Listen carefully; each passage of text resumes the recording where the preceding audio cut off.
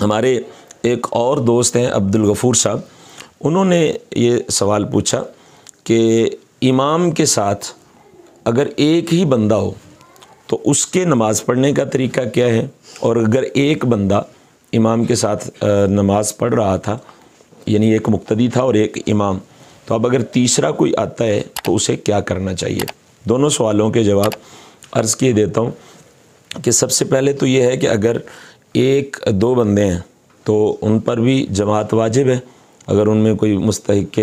امامت ہے تو وہ امامت کروائے گا اور ایک مقتدی بنے گا۔ ان کا طریقہ یہ ہے کہ بائیں جانب پہ امام صاحب کھڑے ہوں گے اور دائیں جانب پہ مقتدی کھڑا ہوگا۔ مقتدی کے قدم امام کے قدموں سے تھوڑے پیچھے ہوں گے، یا یوں کہہ لیں کہ درمیان میں جہاں امام صاحب کے قدموں کا درمیان ہے وہاں مقتدی کے قدموں کا انگوٹھا ہو، تو یہ اس کے کھڑے ہونے کی صورت ہوگی۔ اور امام صاحب جیسے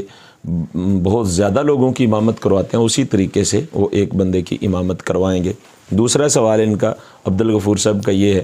کہ اگر پیچھے سے تیسرا بندہ آ جائے، چوتھا بندہ آ جائے تو وہ کیا کرے؟ تو حکم شرع یہ ہے کہ دو صورتیں ہیں، یا تو امام صاحب کو اشارہ کر دے، اگر امام صاحب کے آگے جگہ ہے تو ان کو پیچھے سے اشارہ کر دے اور امام صاحب جو ہیں وہ اگلی صف میں منتقل ہو جائیں، اور جہاں امام صاحب کھڑے تھے وہاں پہ جو پیچھے آنے والا شخص ہے وہ کھڑا ہو جائے۔ اور دوسری صورت یہ ہے